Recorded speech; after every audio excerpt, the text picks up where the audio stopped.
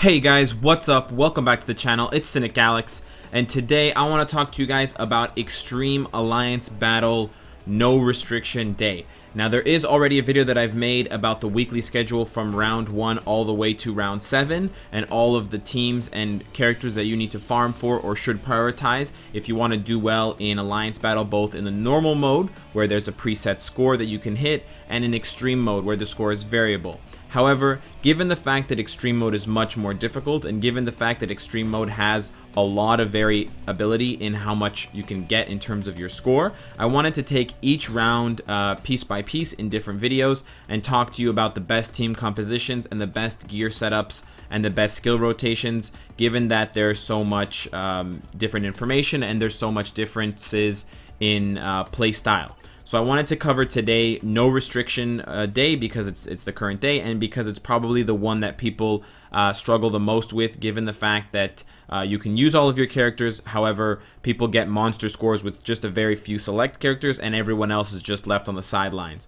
So before we get started, I just want to say that, of course, don't play with the characters in normal mode if you intend to use them in extreme mode, because those characters will not be playable again. So I've used Carnage over here at the bottom, so he's grayed out. Please don't make the mistake of using characters that you intend to use on extreme mode in normal mode, because unfortunately you'll kind of screw yourself over that way.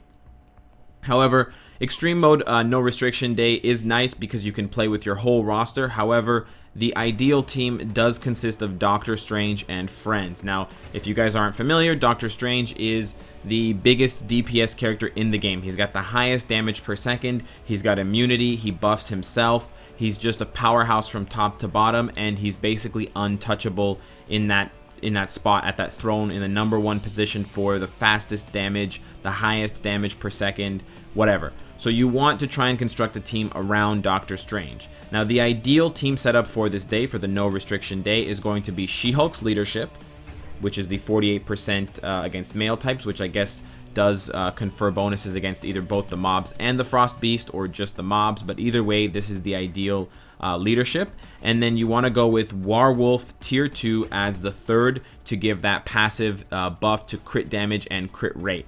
Now, Doctor Strange buffs his own crit rate with his Sorcerer Supreme skill, so it's actually more the crit damage from Werewolf that you're looking to obtain, but this is the ideal setup for this day, specifically for the no requirements day for Extreme Alliance Battle. If you have this team set up, then you're well on your way to scoring above, 150, 200, 250,000 points in this game mode. However, if you're not using all of these pieces, if you don't have all of these characters yet, then you're going to have to substitute them with lesser versions to try and still get a competitive score, hopefully above 100,000, so you can at least claim those top ISO 8 and gold rewards. So, I mean, of course, if you don't have someone like She-Hulk, who is a good replacement, any kind of blast or energy leadership, such as the Ancient One, you're also going to confer the Sorcerer's Successor bonus.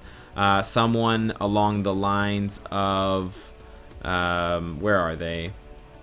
Hela, once I find her. Oh, I passed Hela.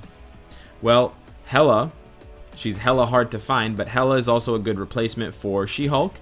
And then, of course, our good boy, hipster man, Star-Lord, again for that 45% to blast types that confers the same leadership as the Ancient One. But those are obviously inferior to She-Hulk.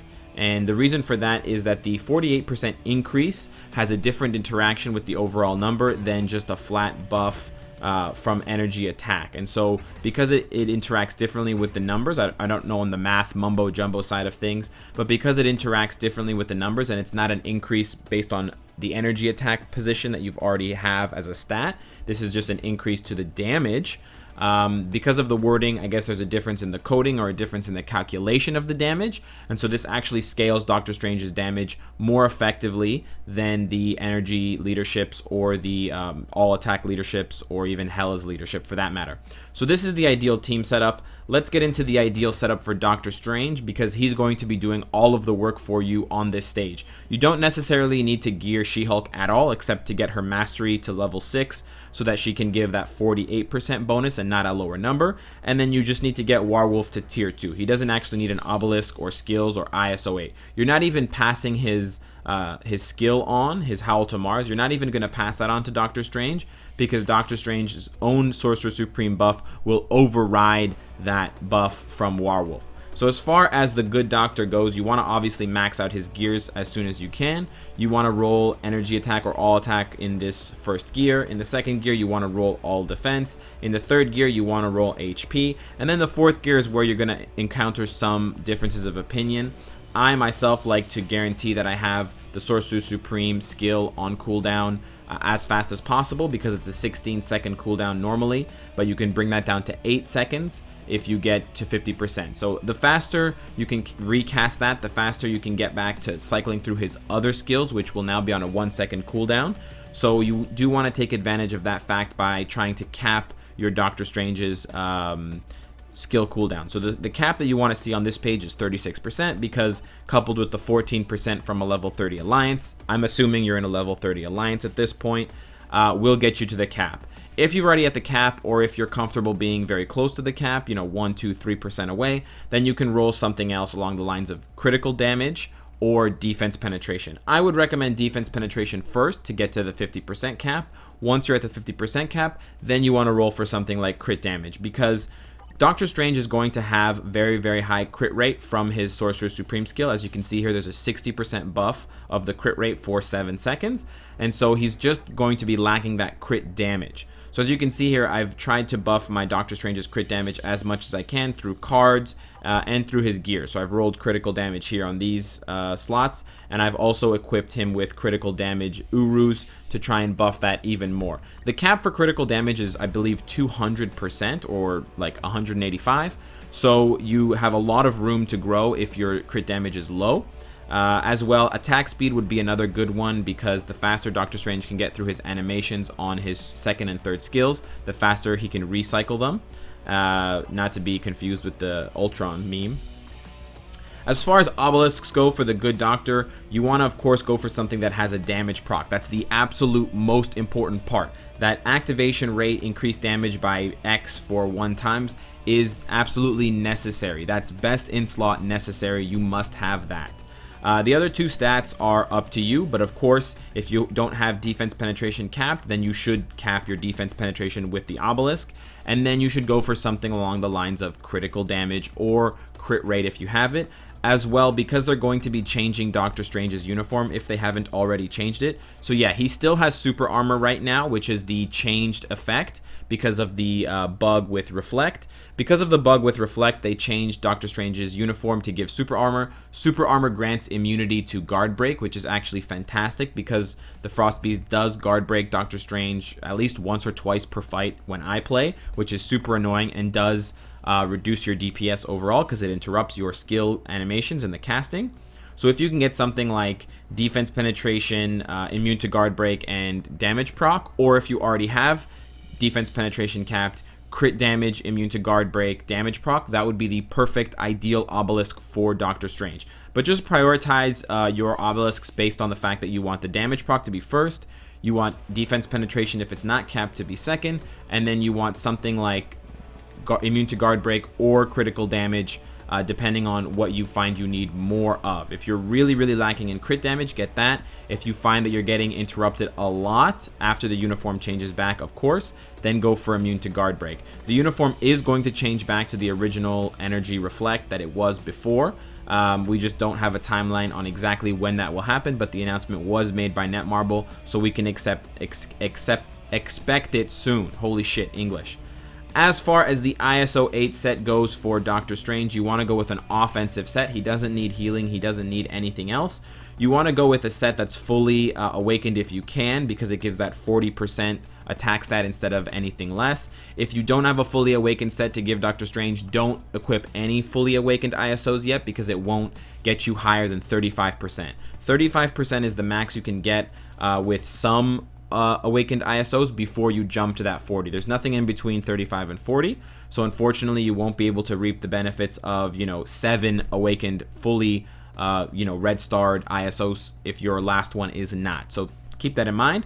But any of the 3 offensive sets are good for Doctor Strange depending on what you need. So Overdrive has the crit damage and the defense penetration, Hawkeye has the cooldown, and then Power of Angry Hulk, instead of critical damage, has attack speed. So if you want attack speed instead of critical damage but you still want defense penetration, choose between Overdrive or Power of Angry Hulk. And then if you need more cooldown, then you want to go with Hawk's Eye. But you just want to choose between those 3 because you do want that damage proc to happen for Doctor Strange, to just increase your score, increase your damage, and make things better overall for him. So that's the setup for Doctor Strange. Let's see how he performs in the game mode, and let's see what the skill rotation looks like for Extreme Alliance Battle No Restriction mode. This is probably not going to be my highest scoring round of this No Restriction Day mode, just because I'm narrating it, but I'm going to give you the rundown as best as I can while competing as best as I can. You want to basically do the rotation of Sorcerer Supreme into the 3rd skill, into the 2nd skill. As soon as the animation finishes, you want to recast the 3rd skill and then recast the 2nd skill again. And then as soon as Sorcerer Supreme comes off cooldown, you want to cast that again, of course. There may be a little bit of like a very brief window of about a second or less than a second where Doctor Strange is vulnerable to damage. If you're finding that you're dying or you're taking too much damage in those moments, you can sprinkle in the 4th skill to reposition Doctor Strange and give him a brief iframe. But in general, you just want to cycle between the 3rd and 2nd skill as much as you can. So here, you want to try to also stay to the middle of the arena if you can, just because the mobs will bunch up more uniformly for you if you stay in the middle, as opposed to just being on the left or the right side. And you can see there the range of lots of Doctor Strange's skills will be enough to catch the mobs and kill them for you. Unfortunately, sometimes you do have some stragglers, and if you don't get through to the next wave fast enough, it's going to negatively affect your score. However, you basically just want to focus on the Frost Beast. The mobs will come to you, so you don't need to worry about chasing them. You just need to worry about staying in the middle of the arena for the most part, and then just getting this pattern down of 3 into 2 with as little mistakes or as little time in between as possible. And then of course recasting. Don't forget to recast the Sorcerer Supreme, because if you don't do that, Doctor Strange will die, and if he dies, your score will suck. So this is basically the whole strategy, guys.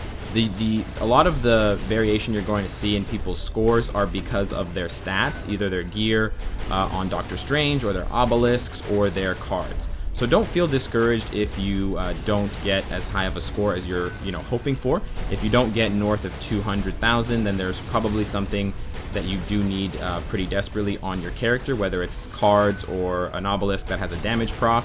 But if you're north of 250, then you should be pretty happy with that score, I would say. The perfect scores that you're going to get above 300,000 are only attainable with high-level cards, high-level obelisks that are rolled perfectly, and impeccable gameplay. As well, guys, you're also going to see a lot of variation depending on your device.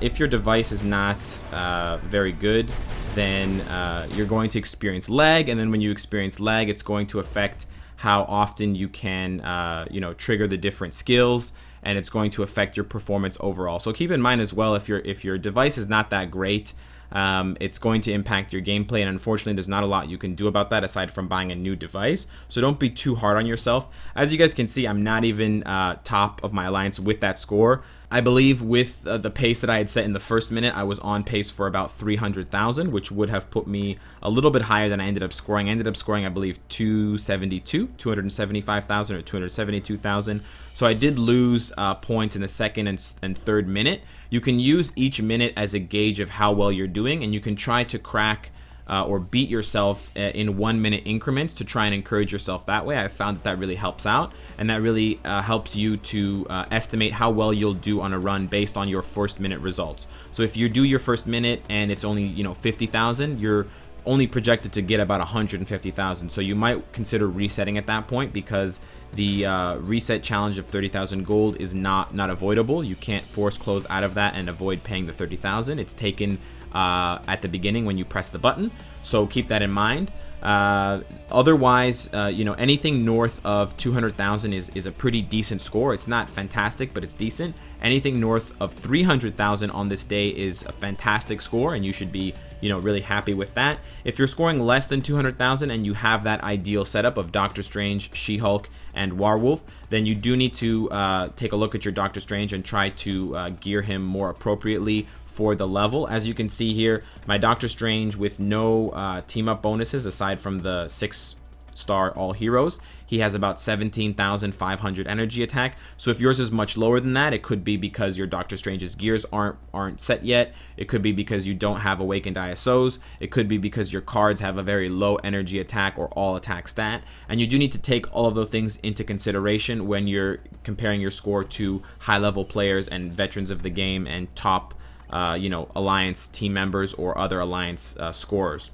So I hope that these tips have been helpful for you guys. I hope that this will help you score higher in the no restriction day. If you don't have Doctor Strange yet, you should just position your best character to do so. I mean, if you have someone like Carnage, you should try and not use him for the normal mode so you can use him here. If you have someone like Moon Knight or Proxima or Corvus, basically any other strong high DPS character that you can use on a different day, even Thanos or Odin, you should then use them if you can't use Doctor Strange because you don't have him yet. However, if you want to get those uber high scores north of 300,000 on this day, you absolutely have to use Doctor Strange, and that's just an unavoidable you know, restriction. So I hope you guys have enjoyed this video. I hope that you guys can take some tips out of this and it helps you compete better in the Extreme Alliance Battle no restriction day.